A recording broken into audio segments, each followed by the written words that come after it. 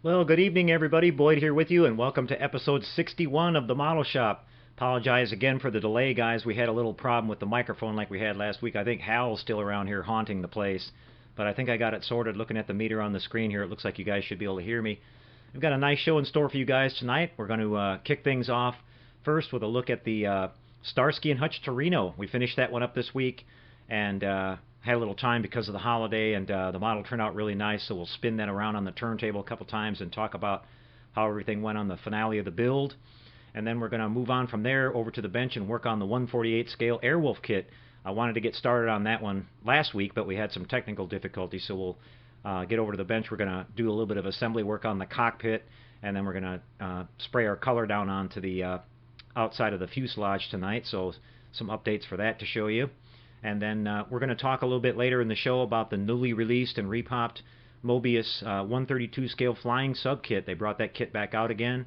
I've got a picture of the box art here to show you, and we'll talk about it a little bit, some of the notes that I have about that release of that model. And then we've got a pretty funny little Star Trek parody that I found online that I think you guys will enjoy towards the end. Did a little research on it, and it's one of the earliest Star Trek parodies that was ever done. It's just a voice parody. It's not a visual, but it's pretty funny, and I think you guys will enjoy it. You have to try to figure out who it actually was that did the parody. I'll tell you after it's all over, but you guys can have some fun and see if you can figure out who did it while it's playing. So we're going to kick things off tonight, guys. We got a little slow start, so we want to get things going right away.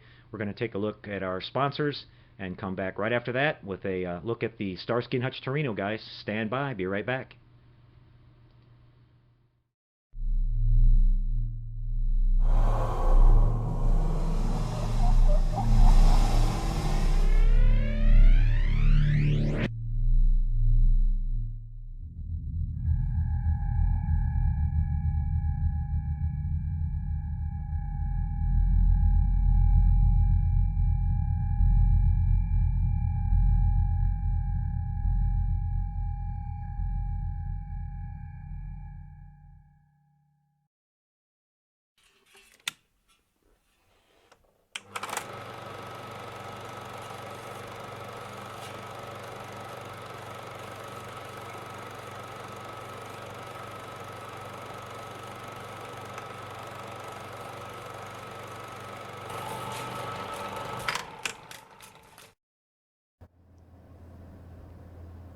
Okay, everybody. Well, up first is a look at our 1/25th scale Starsky and Hutch Torino by Revell. We just finished this one up. I had some time to work on it this week.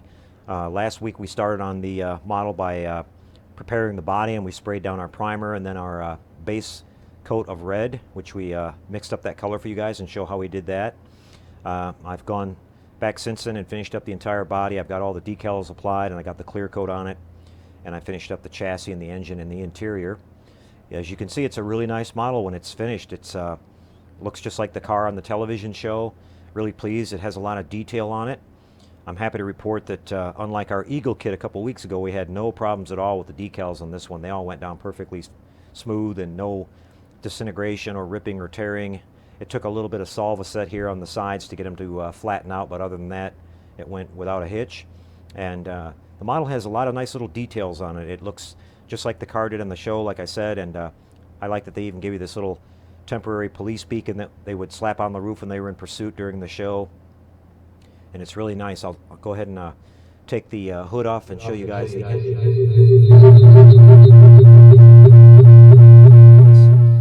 I believe this engine is either a 351 Cleveland or a 400 cubic inch. The Hero stunt car in the television show, from the research I did, had a 460 cubic inch engine in it. It had more power, and they changed the rear gearing in it to make it able to do burnouts a little bit better, but this was the standard setup that they had in the car, the 351 or 400. Now this engine has a lot of detail. It has the Cobra type air cleaner and a 2 4-barrel setup on it. I'm not sure if the car used in the regular show was quite that souped up or not, but it's a cool little detail on the model anyway. And you can see they give you the nice decals here for the caution fan and the other decals to detail out the engine bay. They even give you the nice Autolite decal that goes on the oil filter down there, if you can see that. And so that's really nice. They did a lot of nice touches on this model. It has the interior is fully detailed. It even has the police radio in there, and they give you the decals. When we did the out-of-the-box review on this a couple of weeks ago, we showed the details of the decal sheet, which include the wood grain and the other gauge details and some other stuff, even the detail on the steering wheel for the interior, so you can really detail the interior out really nice. And a couple people were asking about the suspension on the car and if it would be set up the way it was in the show, and you can see it has a little bit of a rake to it. The rear end of the car is higher than the back, like it was, and it has wider tires and rims on the back than it does on the front, just like the show. Up here at the front, we did a little wash on the grill there to make that detail pop. Now, one thing when I was looking at the car from the show, the car in the show has these marker lights here on the front grill on each side. They're upright and they're white. They don't seem to be here on the model kit, but that's a minor detail that's missing. Other than that, it looks really great. So we'll just go ahead and turn on the turntable here, and we'll spin it around a couple times so you guys can see it. And we again used our automotive paints on this one, our base coat of red, and then we came back with our automotive gloss clear coat, and then after that was dry a day or two, I just went ahead and buffed all that out so it got a nice gloss on it. And it's a beautiful little model, and being that it's a Torino body style, you can build this up as just a regular Torino if you don't want to do the Starsky and Hutch version. Some people may or may not remember when Ford offered these cars off of the showroom floor back in the mid-70s. They were available either in red or a sort of a dark blue metallic color as well, so you could do a different version of it if you wanted to. If you wanted to do like the production version of it. And they were quite popular sellers for Ford. I remember seeing lots of them running around. You'll see one every once in a while at a car show to this day, and it's nice that we have another Torino kit now. There's a 70 Torino that's available. There's a 69 available as either the Talladega or the standard Torino fastback. And so now we have another Torino kit, which is nice because, like I said, these were really popular cars in the late 60s and early 70s. So you could build this as a Torino without the stripe on it and have a completely different car. So pretty darn cool. Well, I hope you guys enjoyed this one. We're going to take another quick break now, and we're going to head over to the bench, and we're going to start working on our Airwolf kit. We've got a lot of work to do on that one tonight, so that's going to take up most of the show. We'll be back with that in just a couple seconds, everybody. Hang on tight.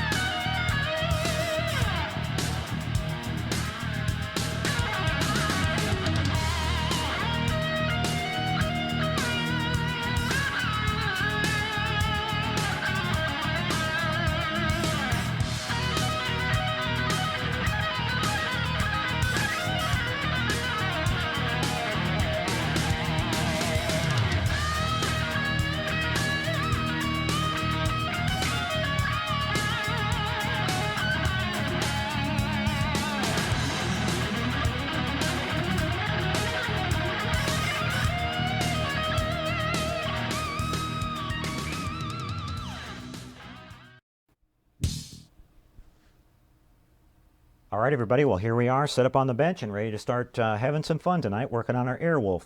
I've been painting on these small little detail parts for the interior cockpit now, and I've got these ready to go. We're going to start assembling them. I've got my instructions here, just going to kind of follow along with that a little bit, and we're going to be building up the forward and rear cockpit area first, and we're going to have some fun with that. Now, one thing I wanted to do before I start here is I've got these little foot pedals that I wanted to put some black detail paint on, so I'm just going to grab a little bit of my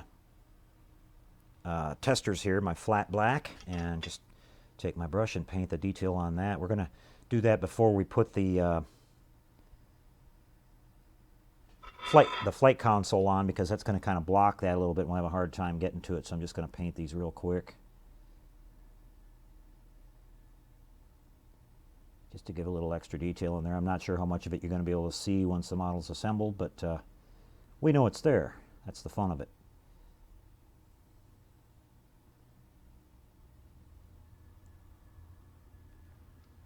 Okay. I keep this tester's enamel around for doing little things just like this. It works good for painting these small little details.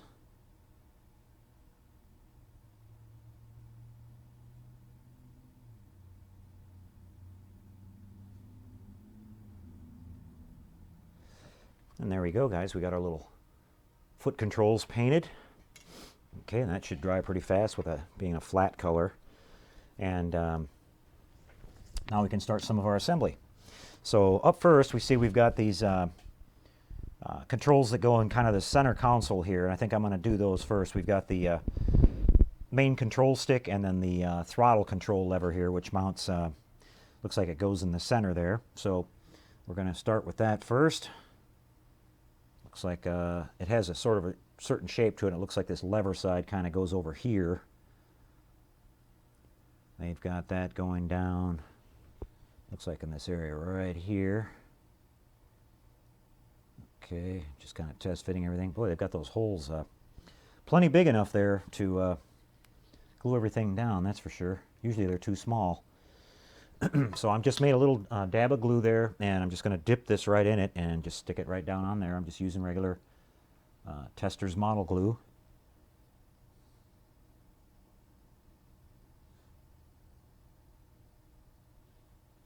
Got that on there looking pretty straight.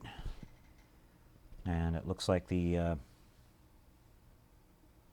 two flight control sticks go in those two forward holes. We're just going to rinse and repeat here, guys. Do the same thing again. Go for this side first.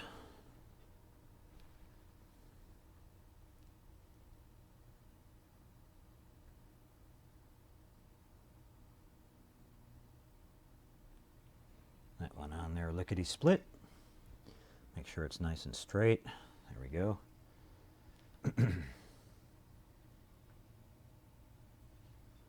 Same thing over here.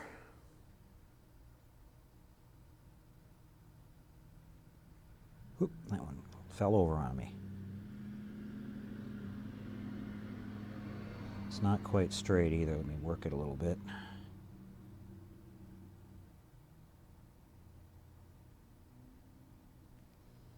Okay, and there's our little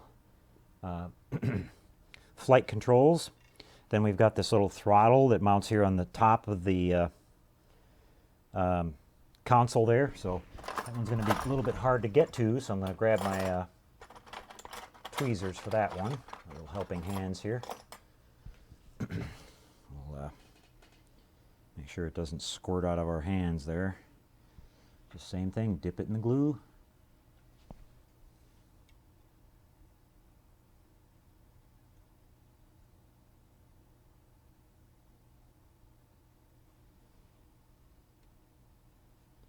Okay, got the throttle in place. And so let's check out what's next. We've got these individual seats now that go down. Looks like there's no particular spot there on the floor, just no index or anything for them to mount to, so we're just going to have to take our best guess. We'll kind of get them up close to the, I'm assuming they have to go pretty close up to the stick. Yeah, so we're going to get a little bit more glue here. And this time we'll use our toothpick to spread it around on the bottom of the seats here.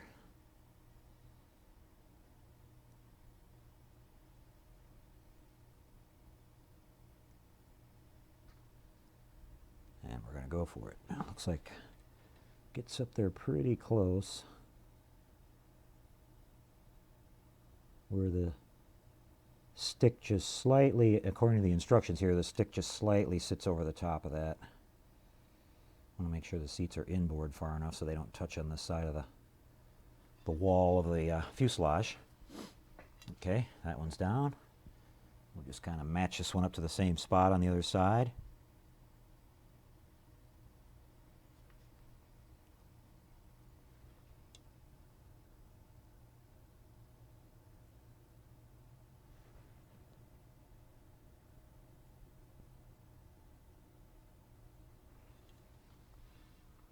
There we go. Okay. Now they are calling for the nose wheel assembly has to go down in here. And I haven't got that part painted or assembled yet, so we're not going to put our flight console on yet. This goes over the top of that, as you can see here. So we're not going to be able to put that on, but we can finish doing the bulkhead here, which is the which separates the forward and rear cockpit area. Just kind of gonna have to test fit this first here and see how this is supposed to sit. It's supposed to sit right on top of that.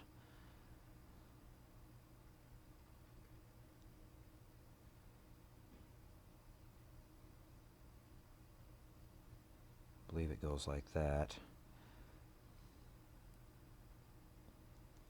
Actually, they show it with the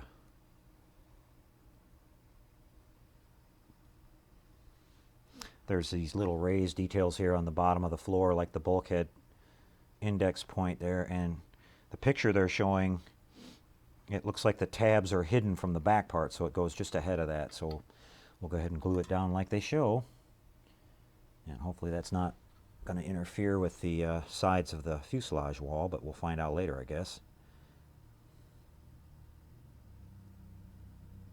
If so, we'll just have to trim it down a little bit, which we can do easily.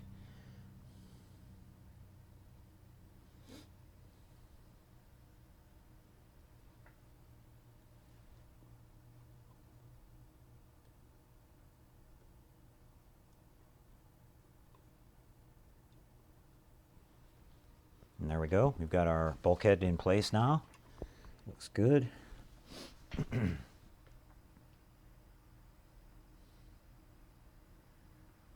And now we've got our rear seating, which this sort of curved shaped piece here goes on this back area. Something like that. And our other ones sit up against this wall here. I think right where these little tabs are.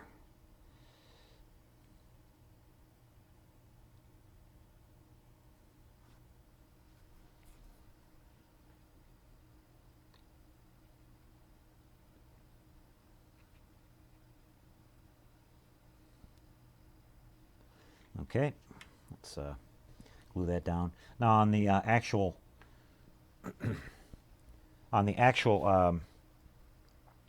helicopter in the show, this area here would have been completely different. That's where they had the area where I think his character's name was Dom. That's where Ernest Borgnine's character sat and ran the tactical systems of the Airwolf. But we're going to build it out of the box here, so we'll just follow the instructions.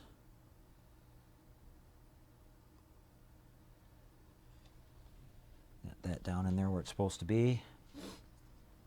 And then we've got this one here, which is going to be kind of tricky to get it to sit just right because we've got it, it just kind of sits on that edge and hangs out there all by itself. So I'm going to put a little bit of heavier amount of glue on this. We've got an overhead console that glues these both together that helps support it, but hopefully we can get enough glue on this where it'll hang tight for us long enough to get that console attached.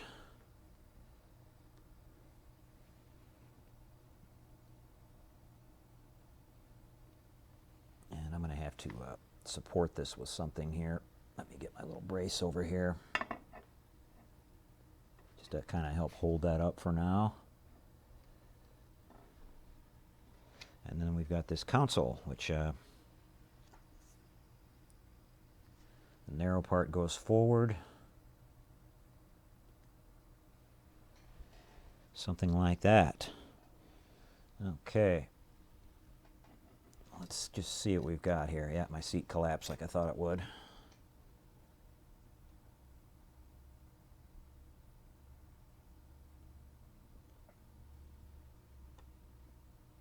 I'm going to have to get a little bit of glue on this, or this is just going to keep repeating the problem here. I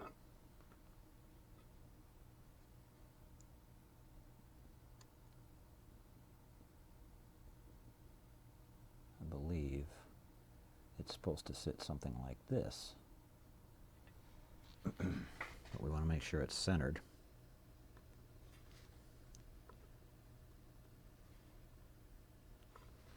There, that made a big difference on helping to support that, that's for sure.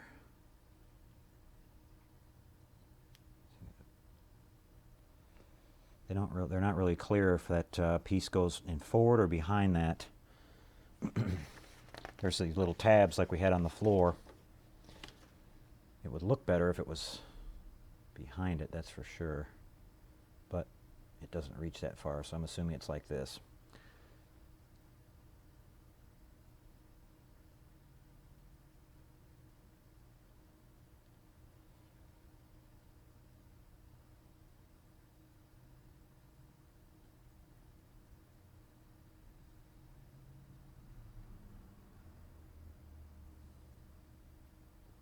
That seems to make the most sense.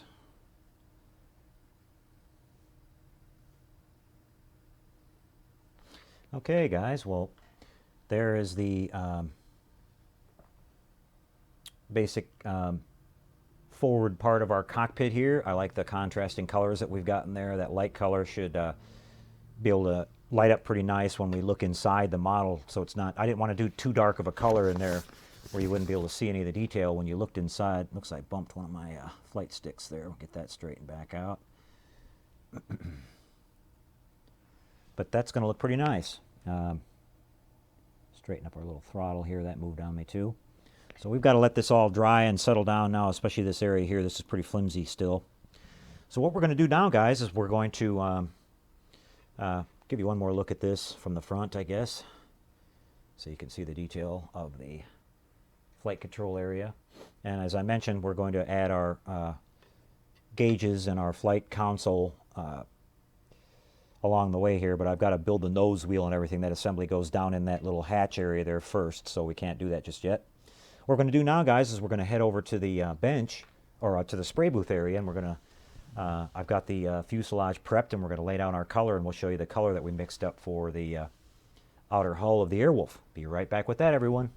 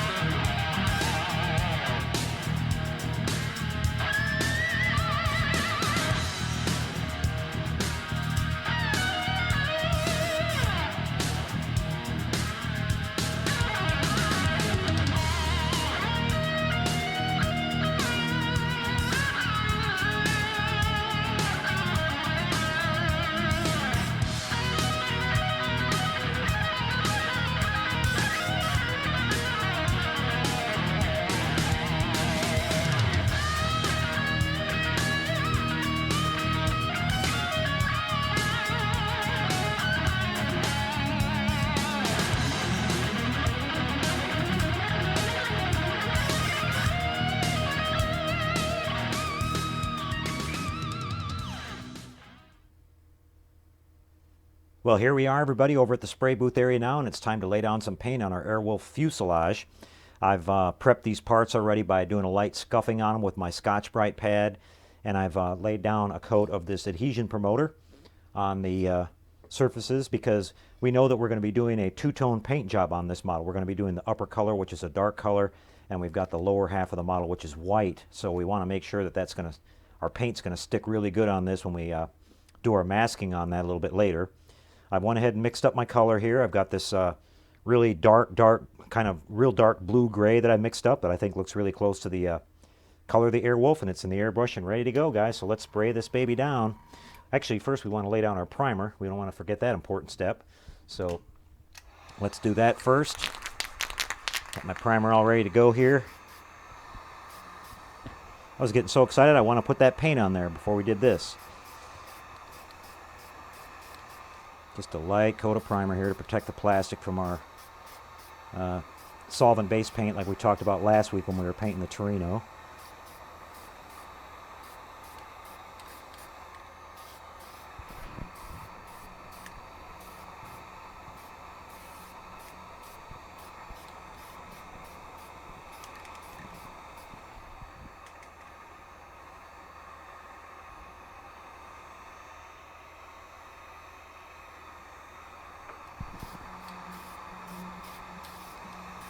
Don't need to pile it on here real thick, like I always talk about, just a nice little coat. And this primer, this Home Shades primer I've been using really sprays nice and smooth. It leaves like zero texture on the paint. It's beautiful. So if you haven't tried some of this stuff yet, guys, it's definitely worth it. You can get it at your local Walmart for like $1.89 a can. Okay, guys, we've got that on there. Now we can lay down some paint. Got my paint flowing really good here, so we're going to start off on this one over here, and here we go.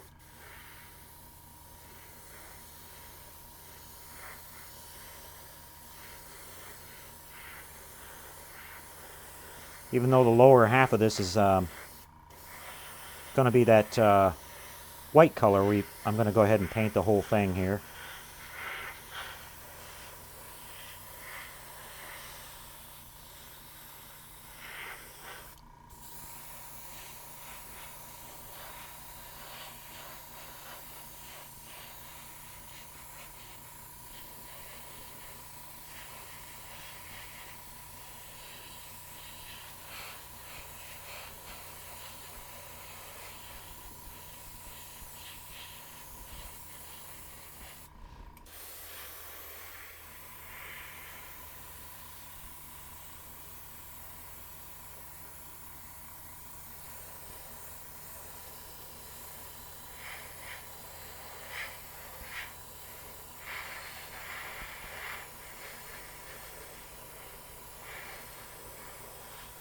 Looks real good. I'm real happy with that color.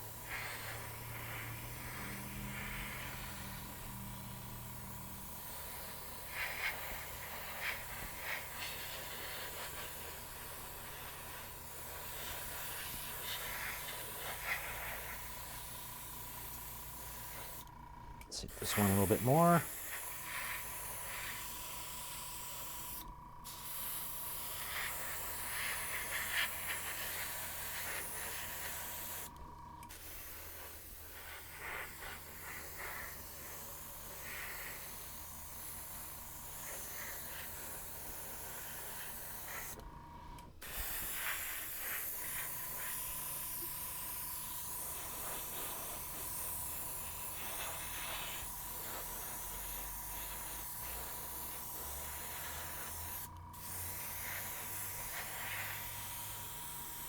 We've got to flip this side over here to get that inboard side of that rotor stabilizer there, but I'm going to give these a quick shot with my heat gun here to dry them up a little bit.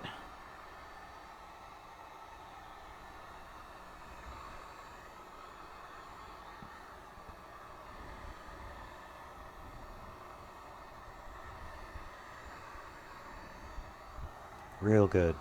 Nice and smooth. Everything looks great. Didn't get any dust or anything in it. Looks real nice, and it really brought out the nice details of the rivets and all the patterns on the hull here too, so it's going to turn out nice.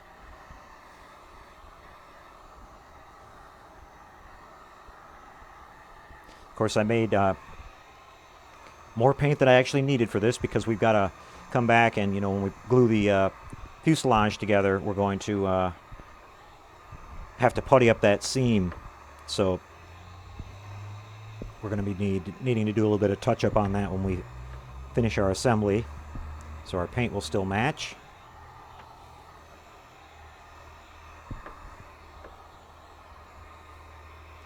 Okay, that should be dry enough where we can touch it. I'm going to go ahead and grab this one and turn it over here, and we'll finish spraying this stabilizer.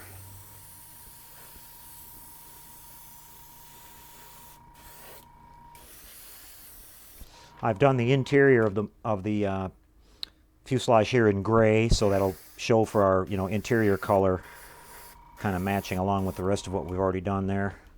Let's spin these around, and we can see that we didn't get too good on the back side of these, so let's fix those up real quick.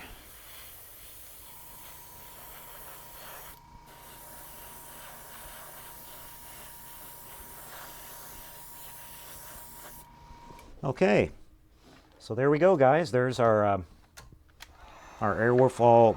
Most of the big parts. There's still some small little panels here and there that I've got to paint this color, but for the most part, that's all the big pieces on it. And it's looking really good. I'll give this just a couple seconds here, and I'll pick one of these up and hold it up to the camera here, so hopefully you can see the color that we've got on these a little bit better. They probably just look black from where you're sitting. But here we go, guys. Now this is actually a really dark kind of blue-gray, which is what I interpreted the Airwolf to look like. So I think that's going to look really good, and it's going to contrast really nice with our white that we do on the bottom. So there we go, guys. We got the Airwolf all painted up. We'll see more of that next week when we start assembling the main fuselage halves together. We'll have our interior all completed by then, and we'll go on to the rest of the top part of the model, the rotor, and all the little small details that go on it. So, okay, guys, back over to the desk. We'll see you back here just in a second after our break.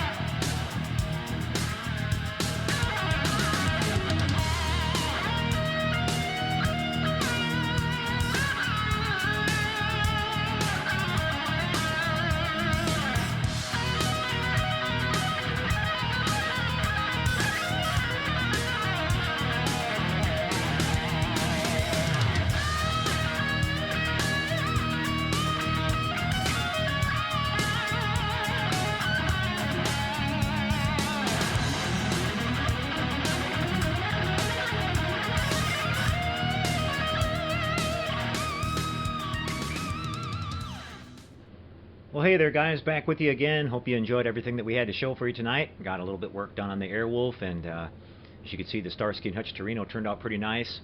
Had one little microphone glitch along the way there. Somebody's got to remind me never to invite Hal back again. I think he left a virus in our computer or something. We're going to have to politely turn him down if he has to come back on the show. But I wanted to show you guys now. We've got a little bit of model news for you guys. We've got this wonderful flying sub kit that's just been released by Mobius Models. It's available now. This is the repopped version. It's in 1/32 scale, and this is a picture of the new box art. I think it's really beautiful. And according to the notes that I have on this model, they've done a little bit of tooling improvement on it. They've improved the seam around the upper and lower halves of the outer hull for a better fit, which I didn't think it fit too bad on the original kit. I didn't have any problems with mine putting it together, but they made a couple changes there apparently. And I believe it has a different display stand with it. Haven't seen any pictures of what that stand actually looks like, but anything would be better than the one that the original kit came with. It was pretty lousy. But as you can see on the little sticker there that's on the top of the box there, it now includes Captain Crane and Admiral Nelson figures, which is really, really nice. Before, the only figures that were available for it were from a company called Crow's Nest, and they're long out of business now from what I understand, so those figures are really getting hard to find. But I haven't seen any pictures of the sculpt of the figures yet to see how good of a job they did on the likenesses, but hopefully they're pretty nice. And the kit's available now. It's already I've seen it already pop up at Cult TV Man and a few other places. And don't forget, our good friend Jerry at HDA Model Works also sells model kits at discount prices for our friends in the modeling community. So if you're interested in one of these kits, or a lot of the other kits that are available out there, Jerry carries pretty much all of them. So give Jerry a shout out over there at HDA Model Works, and he can get you a nice discount price on one of these kits, or photo etch parts, or a lot of other accessories that you might be looking for your models. So there's a look at the brand new 1/32 scale Mobius flying sub. And I understand that the repopped original television show Seaview in 1/128 scale is going to be following up very closely behind that one. So that kit's been pretty hard to find for a while now, so it'll be nice to see that one back. I'm not sure. I haven't seen anything about if any changes are going to be made to that one or not, but we'll just have to wait and see. But that's a great little kit, and they also make, Paragraphics makes a really nice photo etch set for the flying sub that we used on our build a while ago too. So hope you guys will grab one of those and have fun building it. Okay, guys, I've got a little treat for you guys here. I found when I was searching around for some stuff on the web, I found a pretty funny Star Trek parody that I came across, and it's actually, when I started looking at it on the date on it and everything, I think it's one of the earliest parodies that was ever done of Star Trek. It's pretty interesting and pretty unique. The fellow that did the parody did all the voices on the parody, and he did all the sound effects too. And see if you can recognize who it is. It's going to be pretty tough, but I'm going to play that for you, and after you guys check it out, I'll come back and talk about that a little bit, and then we're going to head over to our shout-outs and our Q&A for tonight, guys. Enjoy the parody. We'll be right back after that.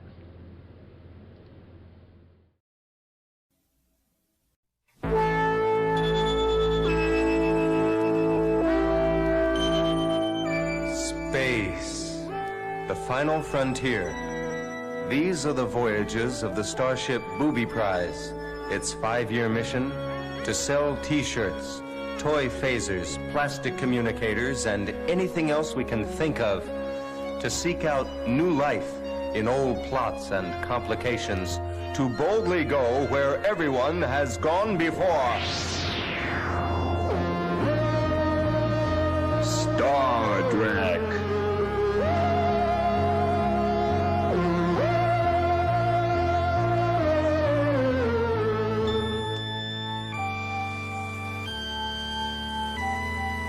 Captain's log, stardate 6935.2. We are in orbit around the planet Schwartz. Engineering the Captain Jerk. Engineering the Captain Jerk. Jerk here. What is it, Snotty? Captain, the warp drive mechanisms are generating excess antimatter. The pods are overloading now. If it continues at this rate, I can't be responsible for the safety of the ship. Don't have a spaz, Snotty. But the whole ship's gonna blow itself to pieces, Jim. I want answers, mister. Well, I tried shoving a wiener on the warp drive, but it didn't do a bit of good. By the by, would you have a wee bit of mustard up on the bridge? Mr. Schlock? No mustard, Captain. Analysis, Schlock? It would appear that Lieutenant Snot is about to eat a wiener without mustard. As always, your logic is impeccable, Mr. Schlock. However, I was referring to the emergency in the ship's warp drive. I would say that the program is at too early a stage to permit solving any serious difficulties, Jim. Recommendation? Suggest you wait for further plot complication before undertaking corrective measures. Logical, Mr. Schlock. Perfectly logical. Dr. McCoy? I'm a doctor, not a scriptwriter. Warning, this is a plot complication. Warning, this is a plot complication. Warning. Plot complication showing up on ship's sensors now, Captain. I'm switching to visual. What is it, Mr. Schlock? Computer data is coming in now, Captain. It's just what we need. A colossal negative space wedgie of great power coming right at us at warp speed. Mr. Lulu, commence evasive actions. Yes, Captain Jack. Evasive actions ineffective, Captain. The wedgie is turning with us and closing rapidly. Estimated time of impact, approximately 16.9 seconds. 15. Bridge to engineering. 14, Not here, Captain. 13. What's not there, Snotty? I said snot here. Snotty, give me full power. Get us out of here fast. I can't do it. The toilets are hooked up into the warp drive. It'll take time to make repairs. Time? Mr. Schlock? 1. Wipe out. Readings are off the scale, Captain. I have not encountered this phenomenon before. Damage report. Lieutenant Manura? Well, hold on, sir. We took a shellacking out here. Fascinating. What is it, Mr. Schlock? The force field seems to have passed through us and entered the surface of the planet Schwartz. Yet tricorder readings fail to indicate any such energy from the planet. Opinion, Mr. Schlock? Insufficient data, Captain. Into the elevator, Mr. Schlock. Let's beam down to the planet's surface so I can find an alien to fall in love with before the program's over. You usually do. Ain't I something? Mr. Lulu, you've got the con. Thank you, Captain Jack. Elevator, transporter room. I'm fine, how are you? Elevator, I said transporter room. I'm fine, how are you? Oh, forget it. Elevator to engineering. Beam us down from here, Snotty. Aye, aye, Captain. You're locked on coordinates now. Energize, Mr. Snot.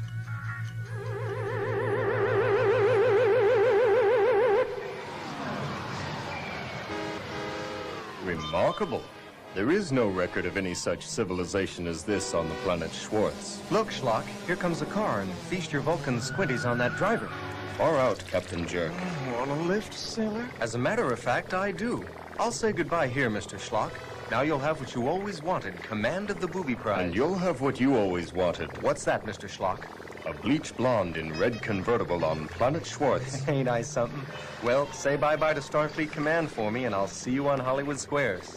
Bye-bye, Jim. I thought he'd never go. Schlock to booby prize. Snot here, Mr. Schlock.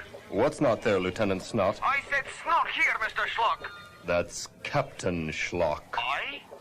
Make it 1 to beam up.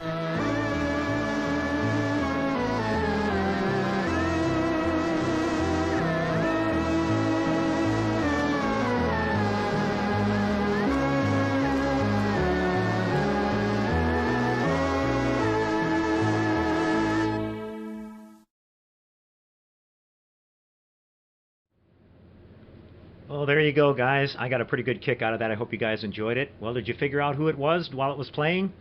That was actually done by Boris Pickett. And Bobby Pickett is famous for the song Monster Mash. I don't know if you guys picked up on that while he was doing it. So that just shows you he was a multi-talented guy. And he's done several other parodies over the years, but that one goes way, way back. So that might have been one of the most early parodies of Star Trek that's been done, so I thought that was pretty cool, and I wanted to share that with you guys tonight. Okay, guys, time to head over to the shout-outs and the Q&As for tonight. We'll see who's all here with us tonight. Hope you guys had a nice Thanksgiving. We had a great time here. We have my wife's mother and father are here visiting us. They usually come down every year for the week, so we've been having a good time with them. And hope you guys had a nice Thanksgiving and got plenty to eat. And let's scroll up to the top here and give our shout-outs for tonight. Let's see. Up first, we've got Clint Llewellyn is here. Nice to see you, Clint. Shannon Freeman, Mike Kovach, Murphy Peoples, Mike Scarola, Dadnator24. Dadnator's Rick Berger, who actually donated our Airwolf kit that we're working on tonight. So thanks again for that, Rick. We're having a great time working on it. Hope to do it justice here for you. We've got John Petrie. Nice to see you, John. John's up late from England watching with us tonight. Sorry for the late start again there, John. A little bit of technical difficulties. We fought our way through it again, but I think everything's working better now. Got Murphy Peoples and Grayson Peoples. Nice to see you two with us tonight. Mark Shue, Jim Clark, Gearhead 762, and I think Gearhead is new with us. Mike Scarola, Perry Love, James Schulenberg, Classic Plastic 101. Chris is with us tonight. B. Tilly is here. Star Siege Player, Scott Hall. Of Caesar's here with us tonight. Let's see.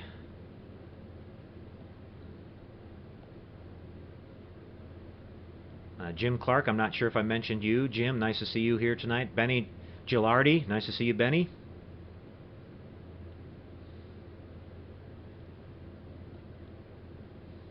And JD, nice to see you, Jay.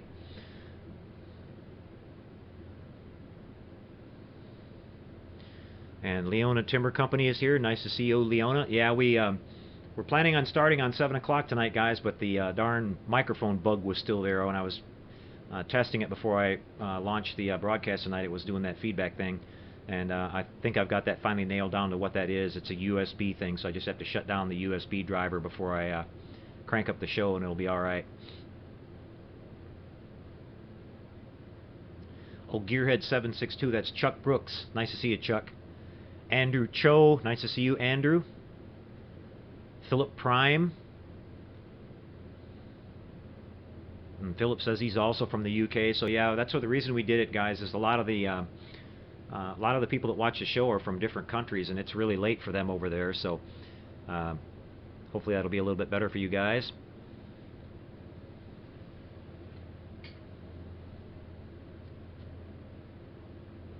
Country Woods 9000 and Federation Shipyard are here with us as well. Nice to see you two.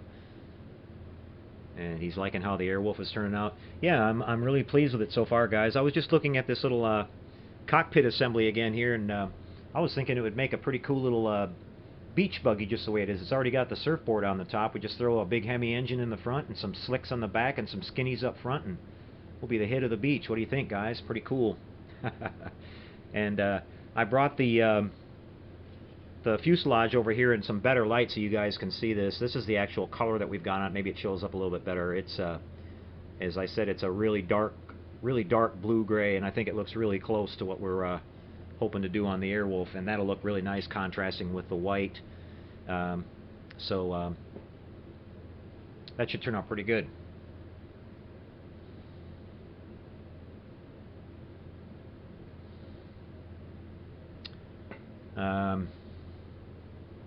JD is saying that he is from Australia. Well, that's nice of you to tune in, Jay. We appreciate that.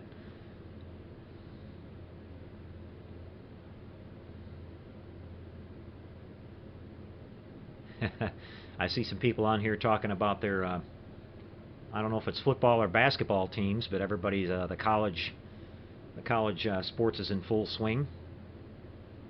Shannon says he's got a flu. Sorry to hear that, Shannon. Hope you get feeling better.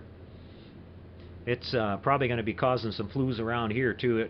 I've got the heater on again in the shop. It was 39 degrees outside, and we had a lot of rain. It's been really cold and drizzly around here the last few days. We've got Bob K, a.k.a. Coder Bob. Bob's giving me a little bit of advice about how to set up that microphone thing. Thanks, Bob.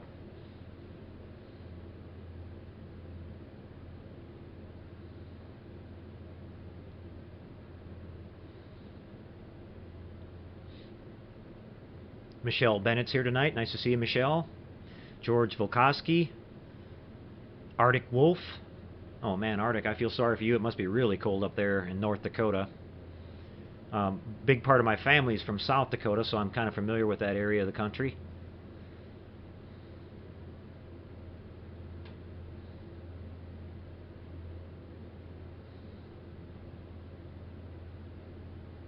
Murphy's asking if I used Speedsecker paint. I sure did, Murphy. It's basically all I use except for some of the small little detail parts, like I mentioned here a minute ago with the using the testers enamel on some of the really small detail things.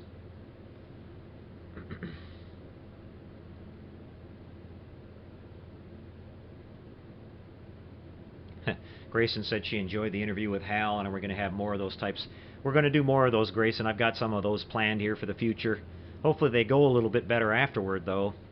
Yeah, I want to add a little bit of humor in here once in a while. We don't want to turn it into a cartoon show, but I like to get a good laugh every once in a while, and you guys seem to enjoy that too. So I got some pretty cool stuff planned for that. They'll pop in from time to time. And yeah, I've been following all the updates on the Model Shop Google page. You guys are doing some great work out there. And we're getting some pictures in from some of our viewers here. We'll have another slideshow put together for you guys fairly soon. I want to do another featured modeler.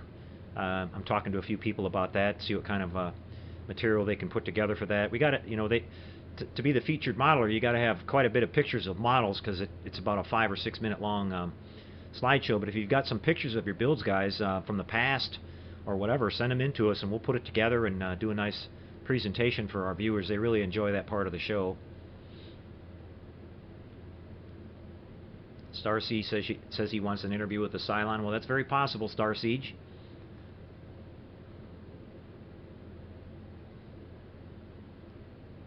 I actually this week I actually ordered a 1-to-1 HAL kit. It's pretty neat. It's you know, it's the full-size HAL wall panel with the lighting and everything, and I'll show you that here in about a week or so. Maybe in time for next week's show. I'm going to start putting that together, and I'm going to put one of my soundboards in it, and that'll be pretty fun.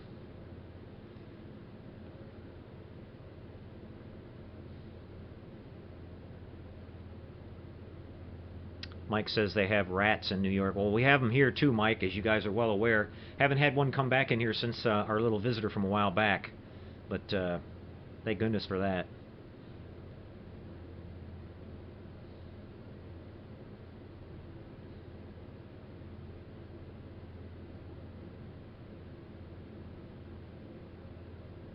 Murphy's asking which type of airbrush I was using tonight. It's just an El Cheapo, Murphy, one that I got off of eBay. It was like 15 bucks. And he remembered that my Iwata Eclipse got broken here a while back, and I just haven't replaced it. So far, it's been working really good. I haven't had to do any really tiny, small detail painting, but just after Christmas here, when my budget can allow, I'm going to get a new Eclipse, and because I'm going to be doing some Aztec painting and things like that, so I need to have one that's a little bit more precise than this brush here. But this one I have will make a good backup. For general purpose spraying, you don't need to go out and buy a really super expensive airbrush. You know, that's pretty much the only difference I've noticed about it between that and a really expensive one, is that when you want to get really fine detail painting with it, that it's not quite as precise.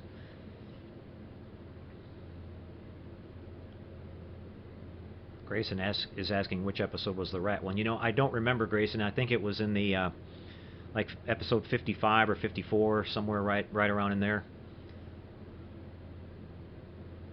And yeah, Chris has talked about, he sent me some pictures of his Flintstones car. That turned out really nice, Chris, and we will be featuring that in one of our upcoming slideshows.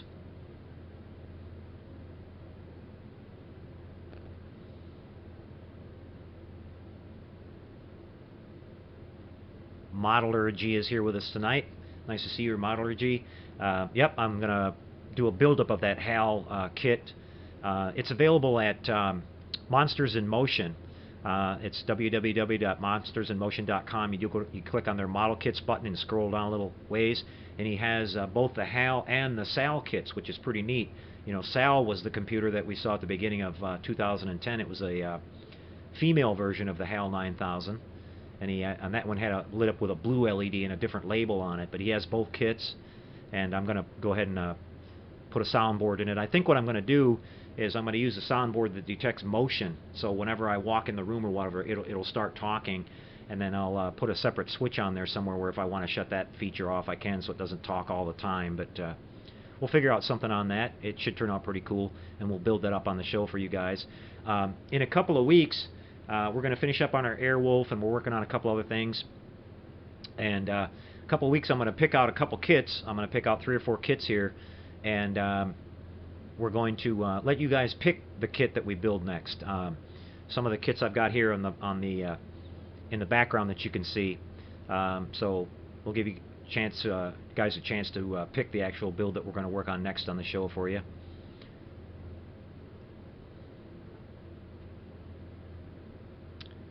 And it looks like John's going to bed. Good night, John. Nice for you to show up tonight, and thanks for hanging in there. I know it's getting late for you. And we've got Gearhead 762. That's Chuck. I forgot that. We've got Red Shirt Forever. Red Shirt's new. I think he watched our show for the first time last week. He's a friend of Calvin Sweets. I think he works with him. And nice to see you tonight.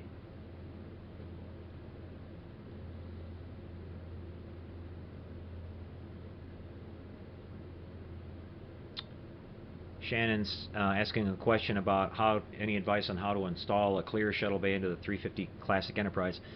Shannon, I've found that every time I've built one of those models that I've had to grind away a little bit of the inner walls of the shuttle bay area on the inside of the hull, and then shave down the outside walls of the shuttle bay itself just a little bit in order to get it to fit in there without having a huge gap when you try to squeeze the model together.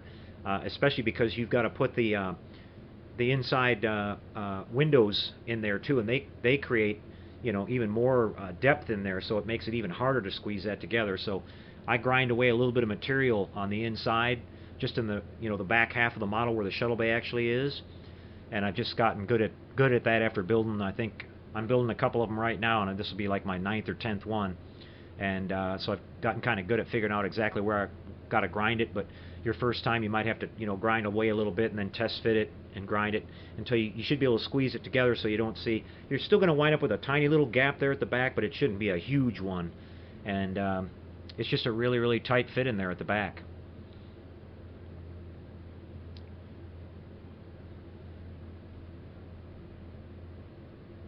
Country Woods is talking about the Ecto 1 from a while back. Yep, Ecto Country, that was Jeremy's model. I don't know if he ever finished that one up or not. He took that with him, so I don't know if he ever finished that one or not.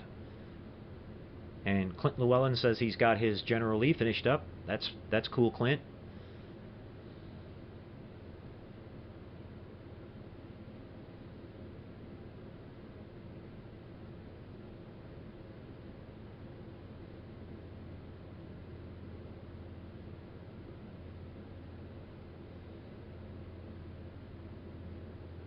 Scott Hall is here. That's Aussie Trekkie. Yeah, Scott is actually attempting to build a 1/350 scale Excelsior scratch build. So kudos to you, Scott. You've cut yourself out a whole chunk of work there. I wish you the best of luck. I'm sure you'll pull it off. You're doing a fantastic job on the space dry dock with all that scratch building. But that's a huge project.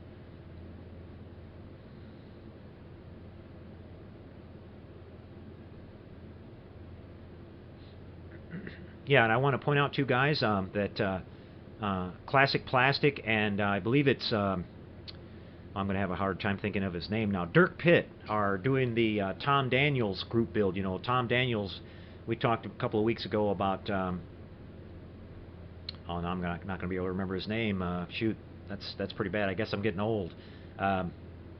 George Barris. When George Barris passed away a couple of weeks ago, we mentioned about George Barris being a famous custom car builder, and Tom Daniels, same thing. Tom Daniels did a lot of car designs for the old Monogram model kits and all those really cool wild custom cars, and so they had a nice little group build that they did with Tom Daniels as a subject, so there's a bunch of people participating in that.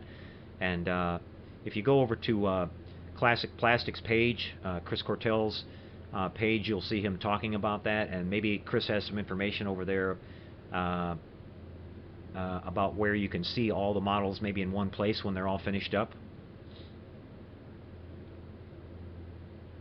Maybe one of those guys can, once they get them all finished, if there's guys that have pictures or something, maybe we can get them all gathered up and we can run a slideshow of them here for you guys on the show. We'll see if we can get that worked out. They're all doing a really great job on the builds. I've been following a couple of them on their YouTube channels.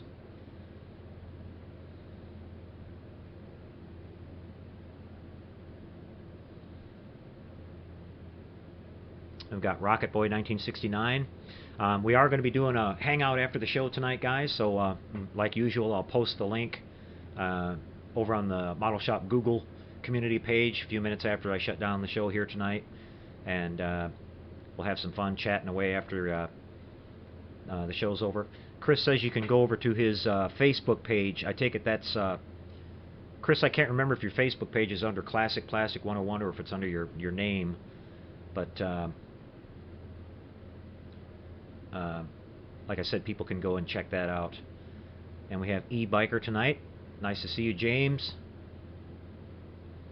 Mike Kovac just finished up on his paddy wagon. Yep, I've been following along with your build on your channel, Mike. Really nice job on that one, too.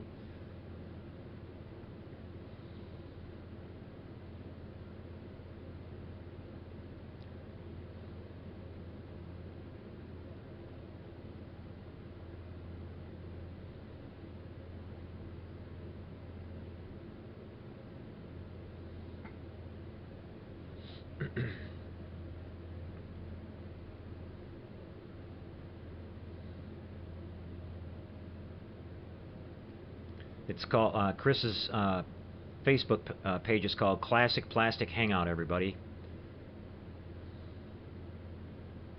Rocket Boy has to leave. Nice to see you tonight, Mike. We'll see you next time.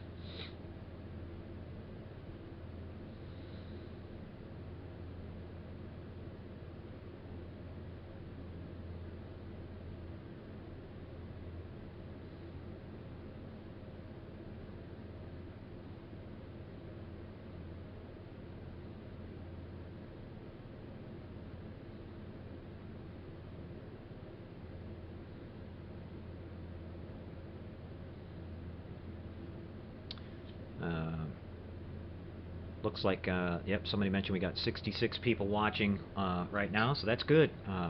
Getting a nice crowd, and for those of you who don't get a chance, if you do ever get a chance, it's really fun to tune in and watch the show live. Like I said, we've got a great group of people that show up every week and have the live chat session going on. They talk about what they're building and working on, and they answer questions and help each other out, and we have a lot of fun along the way, too. B. Tilly is asking, does the Airwolf have a full bulkhead behind the pilot seats?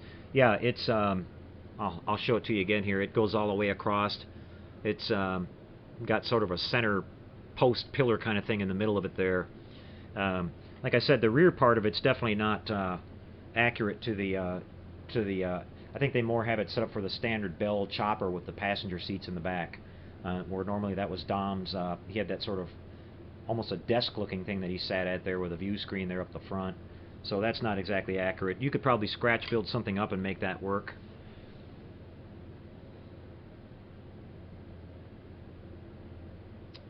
And Clint saying he found his replacement parts for his... he's working on the NSA, or NS, I forgot what it is, but it's the protector from that movie. I can't remember the name of the movie now, but it's a really cool model kit. And he had to get some replacement parts for that.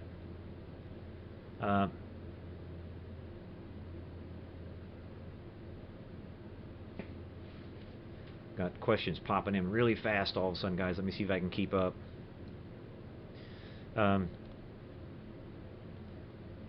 See, first we have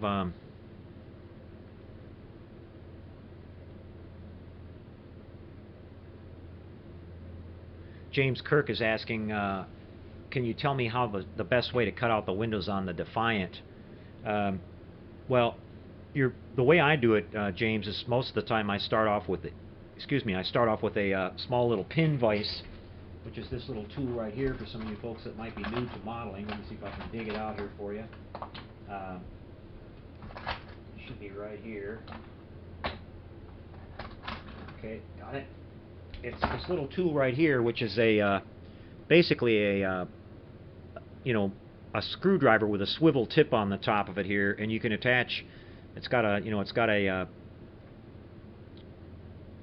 tightener here on the end. I'm having a hard time with words tonight, guys. This holder here at the end will hold these micro small drill bits, and I basically will start my holes where I want my windows to go, because I can make a nice precise spot. It's not going to wobble around on me, and I'll make a little pilot hole, so I make sure I keep it exactly centered where I want it to be, and then I'll gradually make the hole bigger. If it's a round hole, I'll gradually make it bigger with just bigger size drill bits until I get it the right size. If it's going to be like a rectangular shaped hole, I'll drill a couple of small holes side by side, and then I'll take a hobby knife with a number 11 blade on it, and I'll just cut in between them until I can get one of my, I have a set of these micro files here, until I can get one of my little files in there and start filing it, and just file it and file it and file it, tipping on it, you know, both sides, until I get a square or rectangle shaped hole that you know, matches the size that you want the window to be.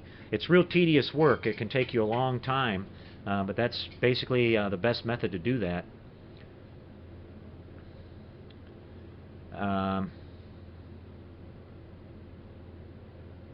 Murphy Peoples is asking, Spees says mix 2 parts paint to 1 part reducer.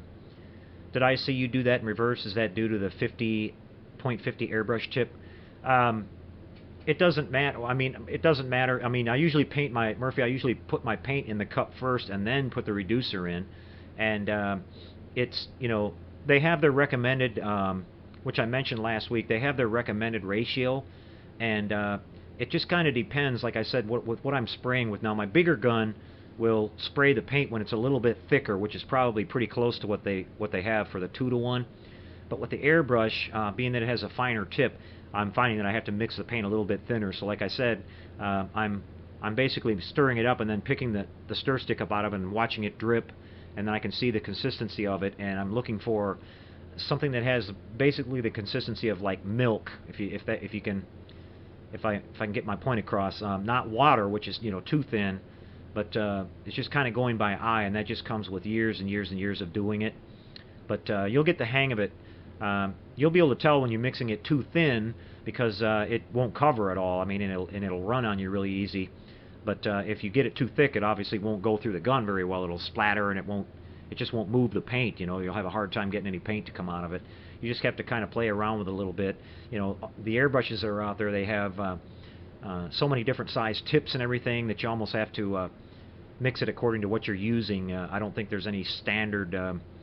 Even if you're using some of the water-based, you know, hobby-type paints and stuff like that, a lot of times you're going to find out that what they recommend may not work just right for the brush or air gun that you're using.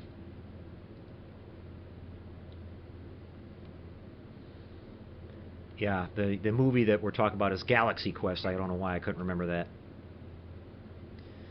We've got John Sullivan here tonight, too. Nice to see you, John. John says that the Aoshima version of the Airwolf kit has the more accurate interior. Well, that's nice to know. Dave Pashtag's here with us, and he says, nice hoodie, Boyd. Where'd you get it? Well, Dave, you know full well where I got it. Dave and Jerry from HDA Model Works and Matt Alkire and Adam Corville and I all had a get-together, I guess it's already been almost 2 years ago now, at the Johnson Space Center in NASA. All of us from the sci-fi model action community went and met up together and did the tour of the Galileo shuttle and looked at the Saturn V rocket and all that. We had a great time. We've become really good friends since then. So Dave, he's a jokester.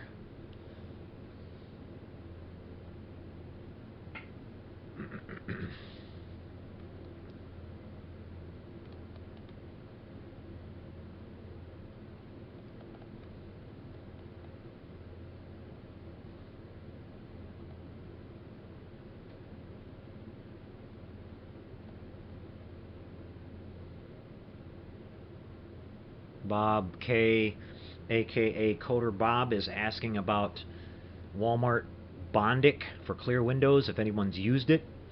I haven't, Bob. I'm not even sure what that is. And we've got TYC here. Nice to see you. I think he's new, or she, possibly.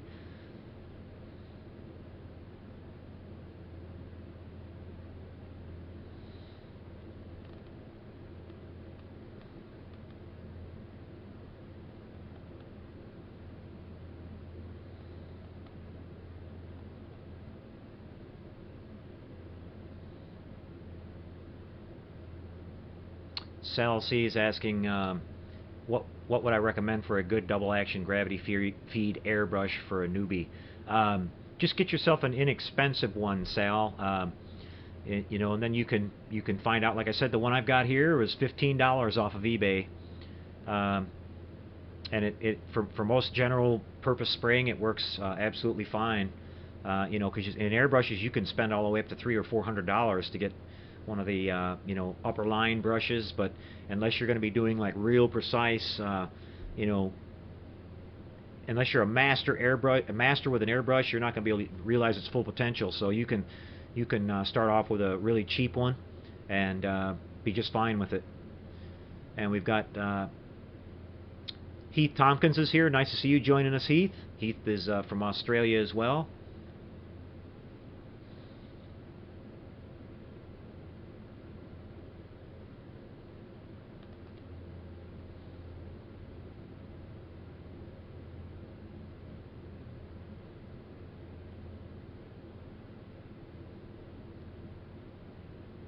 Country Woods is asking about the Space 1999 solid board and how much that is. Country, it's let me see. That one is it's $35. That one has the lighting with it and includes a switch. I'm sending out, when I send those out, I'm sending out 4 LEDs with that, so you can light the rear engines. If you want to light all the engines like I did on the build that I did, you'll need 12. So you'll have to have 12 in total LEDs, and they're just simple white 3mm LEDs. You don't need to use resistors or anything with them. Just hook them straight up to the all in, you know, like a series circuit, all up to the same 2 output wires that I have coming off of that board, and it'll work just like it did in that video where I showed the lighting and sound effects on our Eagle that we did here. I'm going to install that same kit in the big 22-inch Eagle when that kit comes out. I can't wait for that one. I'm really excited about that kit. That's a really nice kit.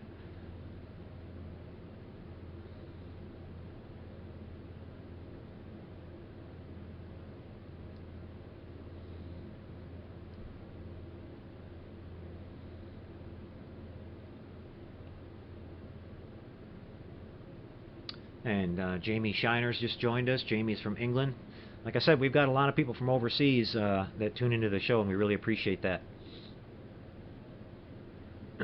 Been talking about the soundboards, guys. I'll have some more soundboards hitting the market here pretty soon. I've got one that I'm doing for the a bunch of Battlestar Galactica stuff, and I'm doing some custom boards for some people too. Everyone that's gotten the board so far seems to really like them, and as I've talked about, you know, they come with a basic speaker and they sound really good. As you know, you put that in an enclosure and they sound just fine. But you also have the option of, you can buy yourself an aftermarket speaker, a more full range speaker that's a little bit bigger, and it will sound even better. It'll get much louder, and it'll sound just about like a stereo when you hook it up. So it's more than enough volume for what you need. Star Siege Player is asking about the 22-inch Eagle kit. From what I heard, they were supposed to release it like on the 23rd of December, but then they said after that it might be a week or two delayed. But I expect that we might see that kit maybe right around the first of the year or so. So it's coming up pretty quick. And there's all kinds of new and repop kits coming out that are hitting right now. I saw that we showed you the Flying Sub tonight. I saw now that Mobius has the re-released big scale Jupiter 2 kit available for Lost in Space. They brought back the 124 scale Chariot, which is available now.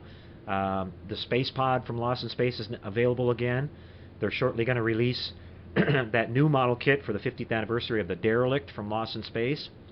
And so all that's starting to hit market here. So in the next couple of months, we're going to have a lot of fun new kits to pick from. Jim Clark is asking on the ohms the speaker can handle on the board. Anywhere between 4 and 8 ohms, Jim, kind of a standard. I've tested with both, and they play just fine.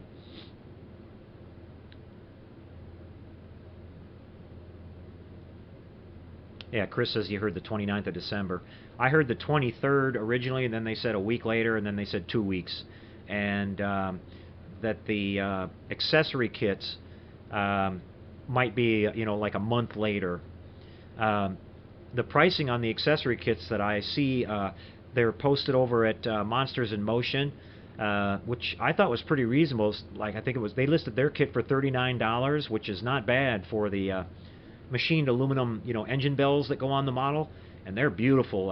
They look like billet aluminum. They're really, really nice. So $39. People were saying they were going to cost more than the kit. That's not true. They're not going to be that expensive.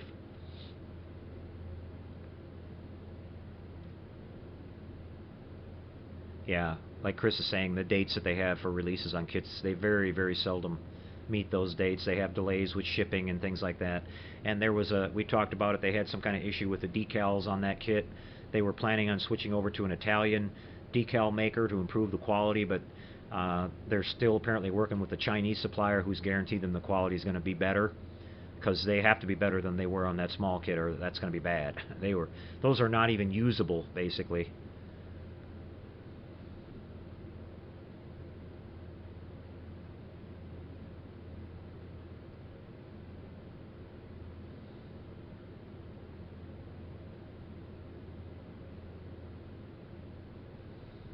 And we've got Robert A. that just joined us.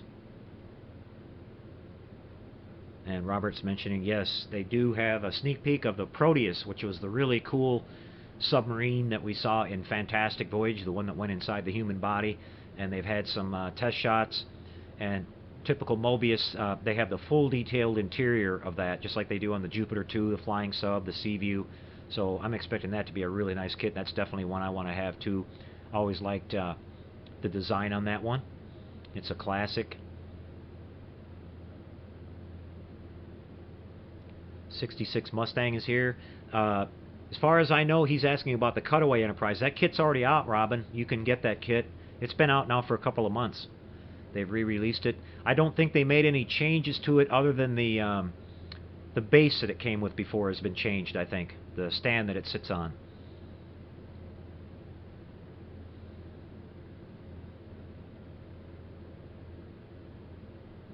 And yeah, Mike Scrolla says that AMT is going to repop.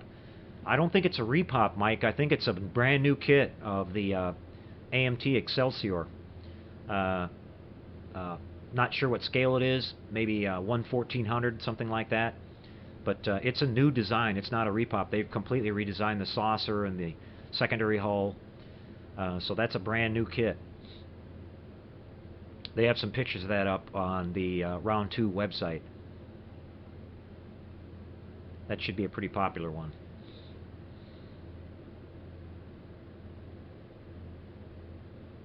Okay, guys, I'm showing about 8:45 here, so we're getting pretty long in the tooth here on the show. Time to wrap things up tonight. Hope you enjoyed it, and hopefully we're over our technical glitches. I think I've got that pretty well worked out. Thank you guys for being patient on that. You guys seem to enjoy the show no matter what happens, and I really appreciate that. Don't forget, we're going to do our after the show hangout, our casual hangout. Those are really fun hangouts, guys. Some of you have, if you get a chance to attend. It's nothing formal at all. We just kind of hang around and talk about models and anything else that comes up, and while some of us are working on our models, and glad to see you guys stop on by. We'll have a good time. I'll post the link to that here in just a couple minutes after I get things closed off here. And if you guys have any more last-minute questions here, I'll take them. Caesar is asking about attaching additional speakers to the soundboard you sent me. Caesar, just connect them right on that same line. Just split off of it and connect it, run 2 more wires off of it and connect up your speaker. I haven't experimented with more than 2 speakers. I've hooked up 2 and had no problem with it, but beyond that, I can't tell you. And the board only puts out so much, so it may affect how many LEDs. Now, I've hooked up as many as 12 LEDs to that board and had no problem with that at all. It lights them all up. So, but there will be a limit at some point that it can handle. Okay, guys, looks like everybody's signing off. Again, great time. Glad to be with you guys tonight. It sounds like you all had a great Thanksgiving, and we'll see you next week, guys. And take care. Good night, everybody. Happy modeling, everyone.